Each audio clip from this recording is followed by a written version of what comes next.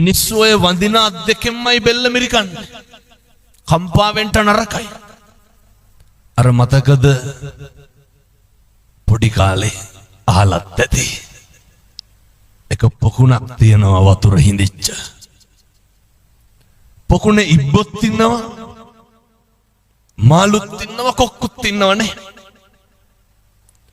වතුර හිඳුනට පස්සේ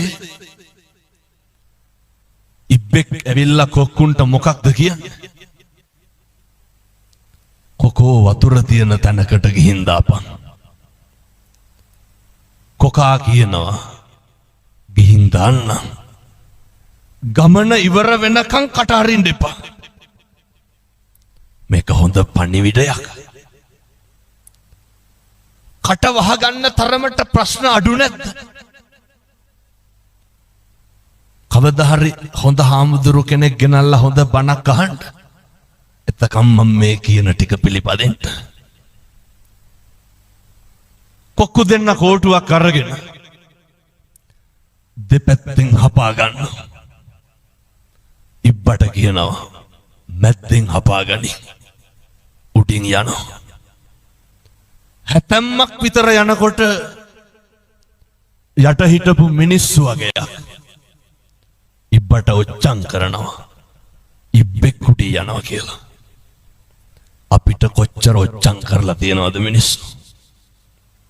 මෙහෙම දේශනා කරන්න හේතුව මිනිස්සු හරි කුහකයි. එහෙම නැනේ. මිනිස්සු හරි ඊර්ෂ්‍යයි. මිනිස්සු කැමති නෑ පින්නතුනේ අපේ දරුවෙක් විභාගයකින්වත් පාස් වෙනවට කැමති නෑ. හරියට පද හදනවා. ඔය අත්තන්ගේ පැතිවල එහෙම නැතුව ඇති. මම කියන්නේ බොහෝ පැතිවල එහෙමයි. මිනිස්සු හරියට ගතු කියනවා. සමහර විට මේ අම්මලාට මතක් වෙනවත් ඇති අපේ ගමේ අහවලා වාගේ කියලා. මිනිස්සු එහෙමයි. මිනිස්සු කවදාවත් සතුටු නැහැ අපිට හරියනවට. හරි කැමති වරදිනවනම්. ඉබ්බටත් ඕක උනේ. ඉබ්බා යනකොට මිනිස්සු ඔච්චම් කරා. ඉබ්බා මොකද කරේ?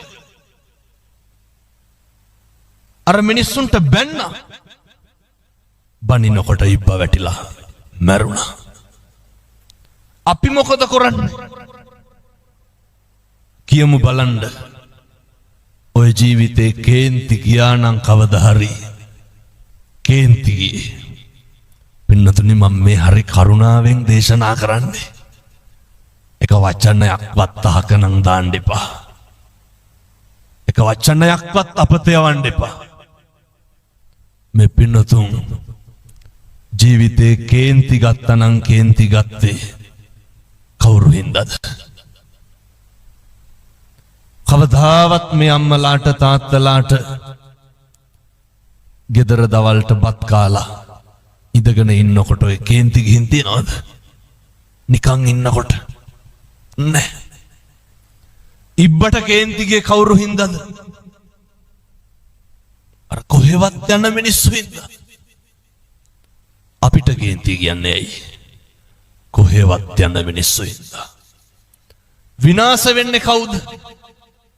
අපි. මතක තියාගන්න ඕනේ. ඉබ්බා මැරෙනවා. සතියකට විතර පස්සේ ආයෙත් කොක්කු දෙන්න එනවා. තව ඉබ්බෙක් ඉඳලා කියනවා කොකෝ වතුර තියෙන තැනකට ගිහින් දාපන්. කොක්කු දෙන්න මොකද ඉබ්බට කියන්නේ? කවදාවත් ආයේ ඉබ්බෝ ට්‍රාන්ස්පෝර්ට් කරන්නේ ඇයි? ඉබ්බන්ගේ කටවල් හොඳ නැහැ. 1000ක් පොරොන්දු ගිවිස්සනවා මොකේද? පොරොන්දු වෙනවා කොකෝ කට අරින්න නැහැ ගිහින් දාපන්. අයත් පරණ විදිහට කෝටුවක් අරගෙන දෙපැත්තෙන් හපාගෙන යනවා. හැතැම්ම දෙකක් විතර යන්න ඇති. අයත්තර යට හිටපු මිනිස්සු ඔච්චම් කරනවා ඉබ්බෙක් උඩි යනවා කියලා. අර ඉබ්බද කට ඇරි නෑ. අර කෝටුව තව ටිකක් හයියෙන් හපාගත්තා. දැන් පාඩුවේ යනවා. අපිත් ඔහොම තමයි. අපි ඉවසනවද කරන්නේ කල් මරනවද කරන්නේ? අපි කියන්නේ ඔය පස්සේ බලා ගන්නම්කෝ. පස්සේ බලන්න යන්න එපා. මෙහෙම ටිකක් ඉන්නම් කියලා කියනව නේද? ජීවිතේ පුරුදු වෙන්න කල් මරනවට වඩා ඉවසන්න. මේක ටිකක් ඉවර වෙනකන්වත් මීටර් 500ක් විතර ඉබ්බ ගියා. කටවත් ඇරියේ නැහැ. දැන් ඉබ්බට ඉන්න බෑ. ඇයි? කොක්කෝ කිව්වේ නෑනේ උඹ හරි හොඳයි කියලා. බැරිම තැන ඉබ්බ අහනවා කොක්කුන්ගෙන්, යාළුවනේ මං හොඳයි නේද කියලා. ඒ කොකාට මොකද ඉබ්බට මොකද වෙන්නේ? වැටිලා මැරෙනවා. පුරුදු වෙමු. ජීවිතේ මිනිස්සු ප්‍රශංසා කරන්න කටින්මයි නින්දා කරන්නේ. අපිට හොඳ නොකියපු කවුරුවත් බැනලා තියෙනවද? සැලෙන්න එපා. කම්පා වෙනවා කියන්නේ මොකක්ද? හෙල්ලෙනවා. චලනය වෙනවනේ. හෙල්ලෙන්න එපා. සේලෝ යතා ඒක ඝනෝ වාතේන සමීරති. එවං නින්දා ප්‍රශංසාසු න සමිච්ඡන්ති පණ්ඩිතා. පර්වතයක් වගේ ඉන්න. බණින එක කාගේ වැඩක්ද? ඒක අනුන්ගේ වැඩක් නේ. අපි හොඳයි කියලා හිතාගෙන වෙවුම්මයි. එහෙම නැද්ද? හිතා ගන්න බැරි නම් ඔය ඇත්තන්ගේ පවුල ගැන හිතන්නකෝ. හොඳට හිටපු මිනිස්සු නේද?